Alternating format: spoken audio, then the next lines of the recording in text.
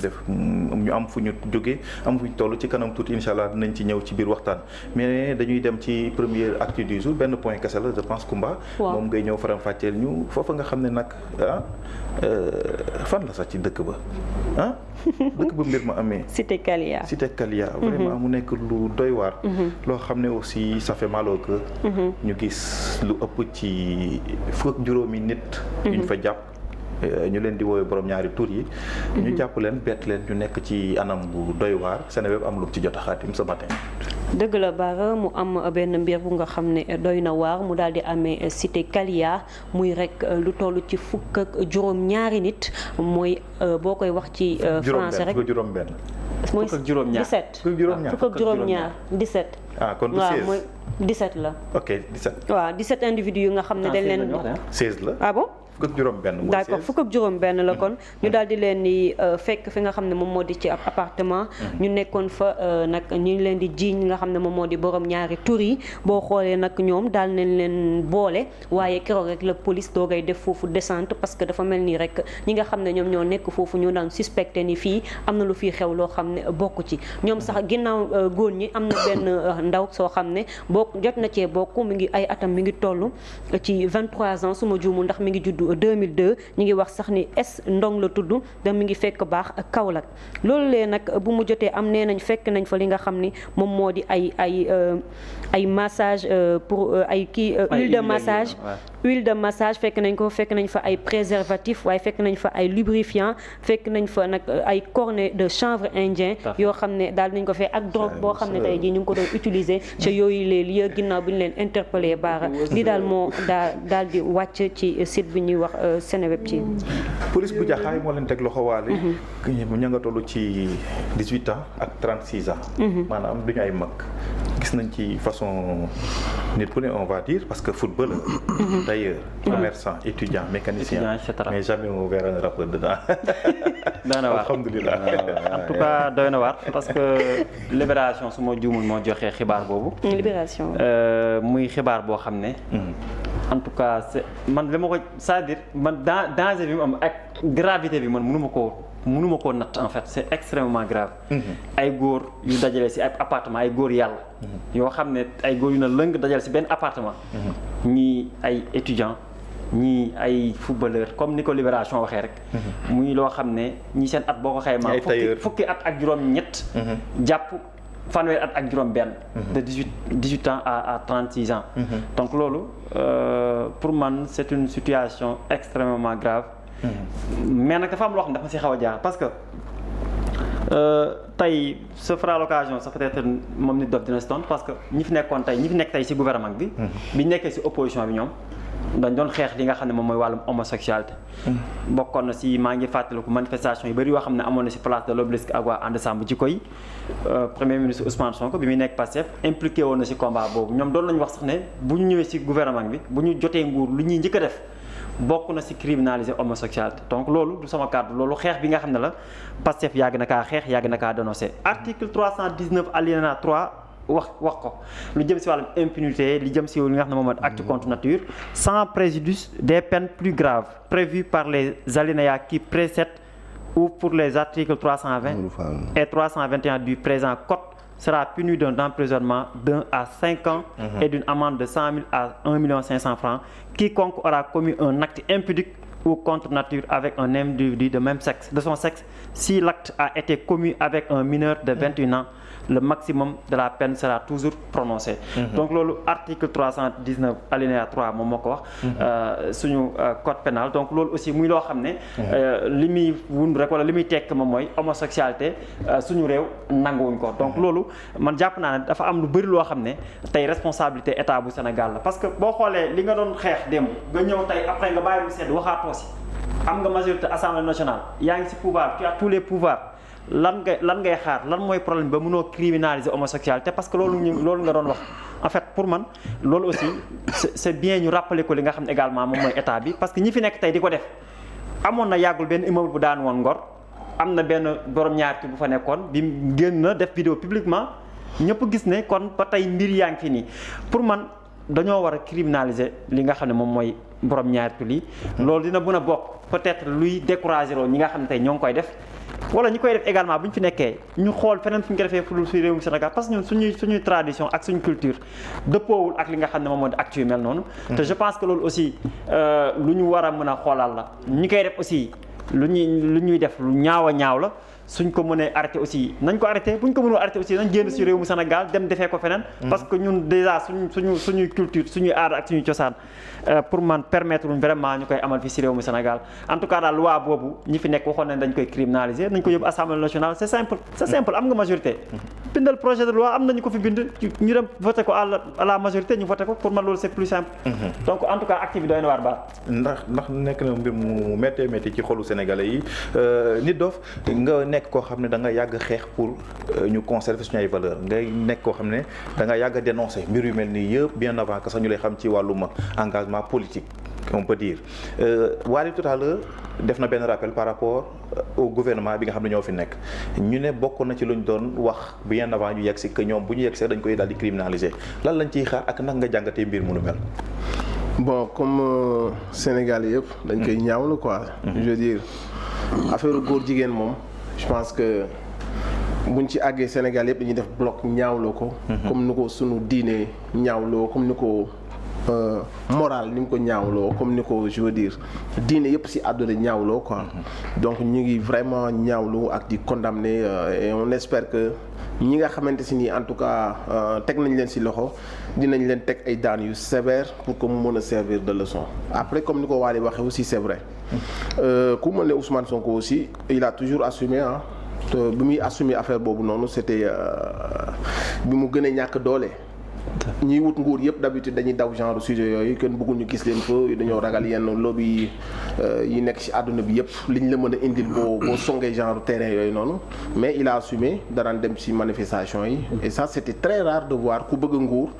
et xam lobby góor jigéen ni ñu amee doole ci àdduna yow nga dem teel a fësal ne man maay opposition yoruma nguur yoruma dara mais lii mooy samay position kon kooku je pense il a plus rien à prouver après c'est très légitime boo ñëwee ci nguur gi ñun la yaa ko waxoon qu'est-ce qui va se passer. Maintenant, comme on a entendu le président El Malick dire, c'est en discussion. Projet bi bind nañ ko teg nañ ko ci table bi. C'est un sujet très très sérieux. Donc du looy ñëw nii rek pour satisfaire peut-être aussi benn demande nga song ko rek def ko à la légère. Donc dafa am peut-être foo xamante ci ni foofu nga war a jaar sa réew dafa am fu mu toll. dafa am des urgences yu nekk sur la table yoo xam ci ni réew mi dafa war a lekk dafa war a naan dafa war a fay électricité dafa war a wàññeeku réew bi dafa war a régler problème yi mu fekk sur la table. mais loolu noonu ko xam Ousmane Sonko xam les valeurs qu'il incarne xam le sens de la parole donnée bu mu am c'est sûr que ñoom bu ñu ko deful sax au bout de quelque temps ñun ñooy taxaw ne leen li ñu waxante woon ak askan bi. mais ce qui est dommage mooy certains dañ koy bëgg a politiquer da ngay ñëw tegagoo say valises ñu xam que ni tu as des urgences ñu xam que ni yow amagoo sax les moyens de ta politique tu es en train de revoir nan ngay momenter sa souveraineté ñu rappeler la ko à l'immédiat donc je pense que c'est des sujets yoo xam ne c'est tellement sérieux parfois bu politique da nga koy def ci yenn sujets mais y a des sujets yoo xam si ça touche ñun suñuy doom suñu ëllëg suñu réew yooyu kenn waru ko politique ñun ñëpp dañ ci war a ànd bokk ci benn mais y a des gens yoo xam ni si timing bi la ñuy jouer dañuy jouer ci timing bi parce que buñ la ko laajee xam nañ ñoom li tax ñu la koy laaj xam nañ yaa ngi doog agsi xam nañ fekk nga fi une situation catastrophique xam nañ que ni pour le moment amagoo les pieds yi nga bëgg yaa ngi ñoddi sa souveraineté xam nañ que ni ay organisation internationale instant bi ñu ngi lay bloquer ci yenn yi maintenant ce qu'ils veulent c'est te fragiliser davantage. C'est ça que je trouve dommage en fait parce que nit man su ma lay pousse ci dara day fekk ne sama conviction yëg-yëg la mais dama lay pousse ci dara parce que dama bëgg nga demee égo wala nga bëgg ma am looy prouver nga teel a dugg ci yenn décisions yi sachant que ni tu t'attaques à un problème très très très sérieux et lourd de conséquences et dès ta fragile bi nga fragile nga ñëw rek teg say tànk song problème boobu ñoom ci loolu la ñuy jouer ci timing boobu noonu et ça c'est de la politique et pour man je trouve dommage et je trouve ça vraiment pas du tout patriote de jouer sur ça fi ñu toll nii ci ñun suñu ay première année deuxième année Sénégal lu mu soxla ak lu mu fekk ci réew bi mooy dañu ñëw fekk fi une situation extrêmement grave difficile boo xam ne on doit remonter la pente on doit stabiliser le pays mais man je sais pertinemment que muy Bassirou Diomaye Faye muy Ousmane Sonko lu ñu joxante woon ak askan bi bëri na ci loo xam ne à l'immédiat ñi ngi nekk di ko def nit ñi di ko gis maintenant c'est un sujet très très très très sensible et très on va dire c'est une urgence aussi. On ne demande pas d'attendre un deuxième mandat pour le faire. Mais tout le monde sait que ni fi ñu fekk réew mi peut-être que ni ils ont des choses yoo xamante si ni moom mooy tax Sénégal fayeeku par weer. ñu ngi noonu ci li ñu mën a def ba nit ñi di fayeeku salaire ni ñu mën a def ba réew bi du àgg ci banqueroute bi que régime bi fi nekkoon doon yóbbu ils sont en train de stabiliser ça mais y en a qui jouent sur l'emploi du temps parce que xam nañ ñoom li tax ñu koy def. mais est-ce que politique la comme ni nga ko waxee parce que loo xam ne yaa ko fi waxoon aussi. Mortal oui yaa ko waxoon nga ñëw après un an après. am nga majorité Assemblée nationale aussi. je suis assez d'accord ba léegi am nga majorité Assemblée nationale am nga tous les pouvoirs léegi lan lay xaar. ça reste que de la politique moo tax man la xam nga c'est un peu très simpliste d'après tout ce que je viens de t'expliquer je sais que ni yow yaa ma ko gën a xam. mais c'est très simpliste de dire vous avez la majorité faites-le comprendre nga fi may waxee est-ce que donc timing bi daf ciy jouer. yow aussi les urgences yi nga fekk ci dëkk bi ak comme je te dis les priorités donte bi priorité la mais yow fi nga ñëw mu am des organisations yu la tëjal ay pour souveraineté bi nga wootee du mën nekk. ñu am yu bëri ñu la teg yow sa première chose mooy sama dëkk foog ñu lekk sama dëkk foog ma stabiliser les prix de denrées alimentaires. de première nécessité foog ma fexe ba courant nangam sangam foog ma fexe ba salaire yi yow sa première priorité da ngay sëgg ci loolu noonu. après. boo stabiliser tu peux te permettre yow fi nga bëgg a yóbbu sa réew ak sa politique intérieure ak li nga xamante si nii fa nga bëgg a dérouler di nga ko mën def après mais sa première année ak say deuxième année nga ñëw fekk réew mu mel nii c'est vrai que ne l'histoire des homosexuels unanimement ñëpp dañ koy condamner comprendre fi may waxee donc man je trouve juste que ni c'est juste une question de timing et comme le président El Malick l'a dit le dossier a été mis sur la table maintenant genre événement yu am ni bu ñëwee day précipiter affaire bi et c'est assez normal parce que c'est une abomination les gens bu ñu koy wax duñu ànd ak seen sago donc c'est normal que ñu indiwaat ko ci plateau yi et ça peut être aussi benn coup de pression pour que nguur gi baral ay tànkam qu'on puisse àgg ci criminalisation bi xam se ni c'est une obligation. C'est une obligation. Ouais. Espérons que ça va bientôt nekk li nga xam ne moom la Sénégal di xaar ñu daal di koy criminaliser parce que tamit quoi qu'on puisse dire je pense que ni Sénégal amul kenn koo xam ne bëgg na wàllum góor jigéen ko mu fi gën di wéy parce que sax déjà pour prononcer le nom man da ngay am problème quoi pour wax tur bi mais wala pour imaginer ko wala pour voir une personne boo xam da nga naan kii moom la quoi yàlla na ci yàlla musal Malick. waaye saa yi yow da ngay day wax da koy rey. man kay wax nga lépp loolu kay bu doon plateau bi xam nga fi may jaar affaire de waaw yaa am gën a xam affaire de maanaam waaw bàyyi mu jàll xam nga loolu waaw bàyyi mu jàll waaw loolu yàlla bi bëgg ko yonent bi bëgg ko dégg naa ñu naan ci samay gëstu xaw ma damay gëstu rek xaw ma bi mu demee ban dëkk yàlla daa dëpp xaw ma bu mu demee noonu léegi bëgguma kaa wax sa plateau bi di dëpp donc auzu billahi mina seytaani rajim yàlla musal ñoom Ami Seck demoon nañ fa ak Toby demoon nañ fa am na image yu ñu jot a jël paraît-il que ci immeuble bi ñu wax ni fa la du fa am na lu jot expliqué mais de toute façon am na benn vidéo bu ñëw sur Seneweb YouTube dinañ ko fa mën a retrouver waaw Bara sànq Waly mi ngi koy wax li nga xam ne moom moo jëm ci wàllum acte impudique wala acte contre nature loi daf ko condamné fii ci Sénégal mu ngi koy wax rek article 319 alinéa 3 moo ko condamné foofu nag lan mooy problème bi mooy préciser wuñu carrément ndax homosexualité la loolu préciser acte contre nature la waaw mais maanaam binduñu ko textuellement xam nga loolu déjà daf indi na problème yu bëri ci wàllum droit Waly da ngay gis interprétation loi ñu naan notifié wuñ ko carrément ñi naan notifié wuñ ko mais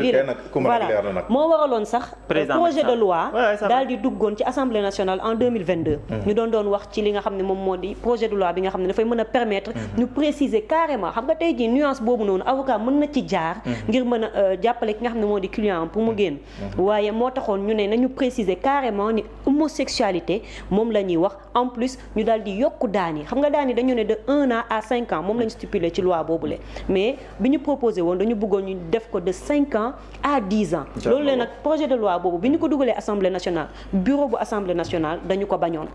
dañoo bañoon loi boobu daal du jàllul woon ginnaaw loolu nag gis nañ fi opposition bi nga xam ne moom moo fi nekkoon te nekk ci gouvernement actuel bi doon nañu wax ni nañu criminaliser li nga xam ne moom moo di góor jigéen te depuis lors wax dëgg yàlla ñu amoon ci taxawaay bu am solo ak ñi nga xam ne ñoom ñoo di société civile yi waaye du yombee noonu lu tax du yombee noonu Sénégal dafa signé ay traité yoo xam ne ci àdduna wërngal këpp ay réew ñu lëkkaloo ñoo daje pour li nga xam ne moom moo di droit de l'homme donc dafay am ay facteurs yu nga xam ne dafay influer si li nga xam ne moom moo di boobu les lois jëm ci wàllum góor jigéen déjà les droits de l'homme tey jii nii dafa am yoo xam ne ni doo ko def nit muy Sénégal muy feneen am na yoo xam ne ñemewoo ko def nit ndax même bu la sa dëkk condamné wul organisation internationale yi ñoom ñoo lay condamné bu ci mel ni ONU ak yeneen yi nga xam ne mën nañ ko ay human rights yooyu yëpp mën nañ la topp. ginnaaw loolu nag Bara ñoom dafa amoon loo xam ne ñoom ñoo ko dige woon dëgg la du yomb waaye ñoom ñoo ko dugaloon ci nopp sénégalais yi ba dugg na ne bu ñu ñëwee nañu condamné góor jigéen mais dafa mel ni dafa xaw a métti wala dafa am lënt-lënt bu nga xam ne dafa nekk ci biir ndax vraiment gisoon nañ ñu jot a def ay jéego ngir rek mën a criminaliser li nga xam ne moom moo di góor jigéen waaye avant ñuy ñëw discours bi ni mu dëgëree woon moom moo dëgëratul noonu ba xaw a jaaxal sax yenn sénégalais yi ba amoon fi ay fan ci ginnaaw mu amoon ay yëngu-yëngu yoo xam ne amoon na ngir ñu taxaw ci maanaam baral mbir yi ba mu mën a gaaw ndax ki nga xam ne moom moo di président de l'Assemblée nationale El Malick Ndiaye doon na wax ni kenn du toléré fii nii góor jigéen te dañuy jàllale loi boobu daal di koy criminaliser waaye ginnaaw loolu am na entretien bu mu amoon ak Mariama Dramé bu RTS ak Mohamed Diallo mi ci kër gi entretien bu ñu amaloon bi ko Diallo posé question boobu dafa daal di ne bu ñëwee duma ko téye waaw bu ñu indee loi buy criminaliser góor jigéen du ma ko téye foofu daal la daal di yem jotu cee développé comme ni mu ko daan defee bu njëkk ba waaye lu ci mën di am rek peut-être lii tam dina nekk benn bouton déclencheur bu nga xam ne dina mën a permettre ñu daal di jug ci lii ngir mën a criminaliser góor jigéen ndax à 95 ou 96% de la population boo leen doon laajte sondage duñu ko nangu 99% kay waaw duñu ko nangu espérons que dina gaaw et ñu daal di koy criminaliser très rapidement et aussi tamit ñu gën di conscientiser suñu ndaw ñi xam nga xale bu nekkee ci kër am nu muy doxee di góor da nga ko naan carrément góor du doxee nii loolu il faut ñu ci liggéey mais doo bàyyi nit garaaw noonu la juddoo nit dina juddoo nen nga jubbanti ba mu dëgër këcc c'est que fii il faut ñu bàyyi naan ay noonu la ko yàlla bindee yàlla bind na fii ku nekk waaye tamit am ñoo xam ne ñoom ñooy am noo xam ne dañuy yaakaar noonu la fekk du noonu il faut que ñuy waxtaan ak xale yi boo gisee góor bu nekk ci koñ bi même bu dul sa rakk nga gis ko ci koñ mu am nu muy foowee wala nu muy duggee ci yenn jigéen yi nga teg ko ne ko kenn du def lii kenn du foow ak ay jigéen sax parfois sax xel da nga kenn du foow ak jigéen pour teel koo sensibiliser ci yu bëree bëri mais Sénégal dañoo bëgg di bayal yenn affaire ba mu am fu mu yegg ñu bëgg ko jubal fekk mais Bara am na leen de am na ñu nekk góor ci apparence nii boo leen gisee ñu ngi entraîné bien musclé lépp dëgg dañu feebar ma ne wow koŋ dañu feebar mais ndekete vis yooyu lañu am ñooñu dañu feebar xam nga loolu doo ko mën a détecté ci nit doo ko mën a déceler dafa am yoo xam ne dafa graaw ay vis lay doon doo ko mën a détecté genre suñu rakk yi suñu doom yi nga xoolal film yu bees yi boo xoolee Netflix yëpp a tas yi yi gën a viral gën a kii donc il faut Sénégal ñun tamit il faut qu'on apprenne à waaw il faut qu'on apprenne à éduquer nos enfants foofu laay waxee loolu lay wax parce que dina difficile ak internet bi ak film yi tu vois ce que je veux dire donc nii foog gouvernement bi comme ni nga ko waxee comme que nee nañ mu ngi sur la table foog ñu jël ci ay mesures comme ça ñu xam ne comme ça ñu gën a mën a éduquer suñu doom ne lii boo ko defee lii moo la si mën a fekk les parents ñu jël ay mesures waaw les parents comme ni nga ko leer na ne di nga dugg jël dinañ la si tëj comme criminel comprendre nga jeex na nag mu jeex quoi boo demee fekk fa gars yi liñ lay yenn série yi ñuy joué sax parfois jaru ko boo demee kaso fekk fa ñu ngi fay fekk ñu xam ni yow lii moo la fi indi yow service ngay dund ba keroog nga fay jóge la may dara baax na noonu comme ça ñu leen mbéjaka tël ñu leen mbéjaka tël baax na c'est bien en tout cas nekk na mbir mu doy waar yàlla nañ ci yàlla musal donc dañuy dem directement suñu invité du jour Mortalla Gueye lañ koy wax mais son nom d'artiste c'est Nit Doff am na émission bu ñu defoon fii mooy bi ñuy wax ci 15 ans de carrière de cette personne de cet artiste bi nga xam ne nii tey jii di ñu bëree bëri bu ñu amee fitu ñëw jël sat di fa jouer concert grâce à lui ñu bëree bëri aussi tamit bu ñu ne rap bu dëgër bi comme ni ma ko waxee Kumba la fa passé ma ne ko rap bu dëgër mënul bokk ak lenn waaw keroog wax nañ fi wax nañ dof moom ku ma ne ma jaay ma ne ko Nit Doff musul def rap bu nooy bi tey mi ngi jaay li muy jaay à chaque fois que mu woote ci stade wala fu mu mënti doon partout au Sénégal avec le show of the year tour en Italie en France yooyu aussi tamit tax na ñu bëree bëri gëm ko mais aussi ci côté engagement patriotique on va dire la révolution patriotique il fait partie des acteurs clés yoo xam ne tey jii nii joué nañ ci rôle bu am solo ba tax tey jii nii Sénégal am benn libération bu mag a mag loolu yëpp mën na dugg ci biir waxtaan bi mais aussi nañ ñëw ci actualité Malick Ndoye actuellement moom hip hop bi neex na am na actualité yu bëree bëri